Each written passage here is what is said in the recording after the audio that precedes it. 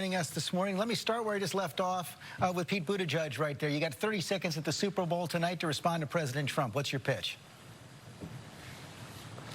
We're living in a country where 78% of us are living paycheck to paycheck. Almost half can't afford an unexpected $500 bill. Too many Americans are being left behind in the 21st century economy.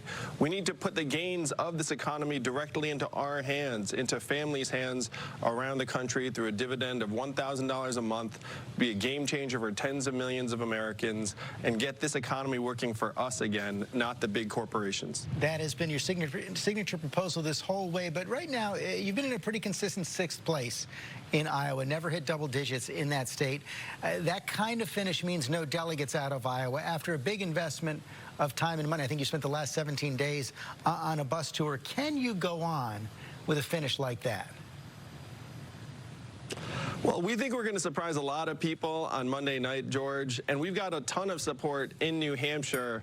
I can't wait to take this vision to the rest of the country, starting here in Iowa on Monday night. But we'll be in New Hampshire, Nevada, South Carolina, Super Tuesday. You know that the Yang Gang will be here the entire way. Okay, well, the Yang Gang has been fairly strong throughout this process. But, you know, the Iowa caucuses, as you know, have a pretty unique way of voting. You're actually going to see 4 different results coming out of tomorrow night. The first round, the second round after realignment. And any candidate who doesn't get 15% in a certain precinct, your supporters have a chance then to go and back someone else on the second ballot. Where do you expect most of your supporters to go in those precincts where you don't hit 15%? And are you going to encourage them towards a particular candidate? Well, first, we plan to exceed 15% in the vast majority of locations.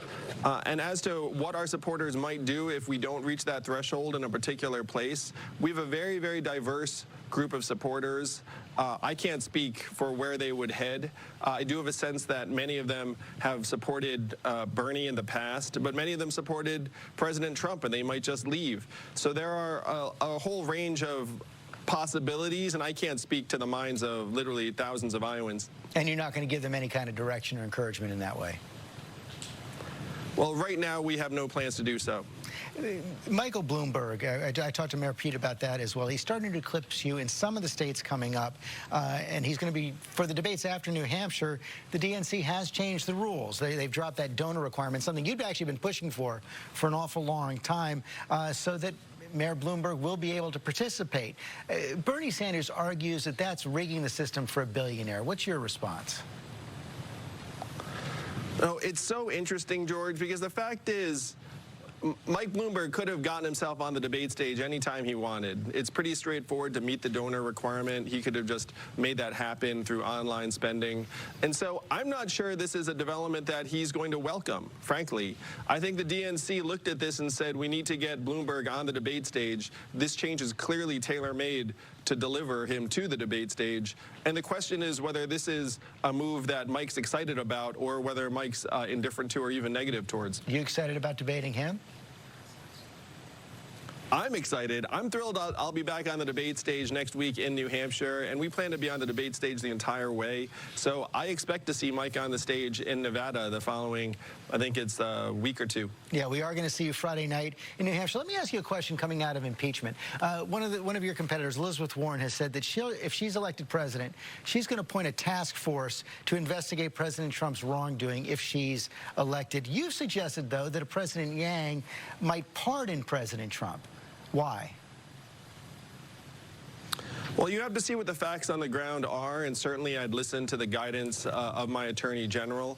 But if you look, George, at history around the world, it's a very, very nasty pattern that developing countries have fallen into, where a new president ends up throwing the president before them in jail, and that pattern, unfortunately, makes it very hard for any party to govern sustainably moving forward with a sense of unity among their people.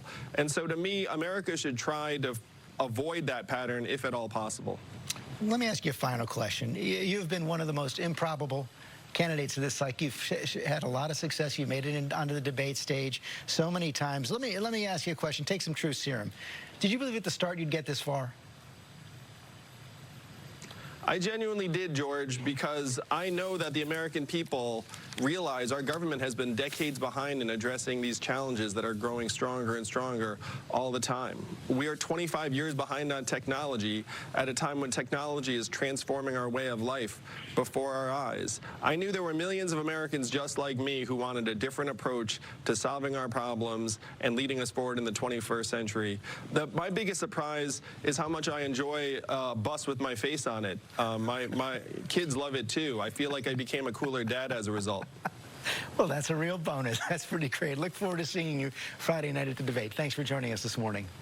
See you on Friday, George. Thank you. Up next.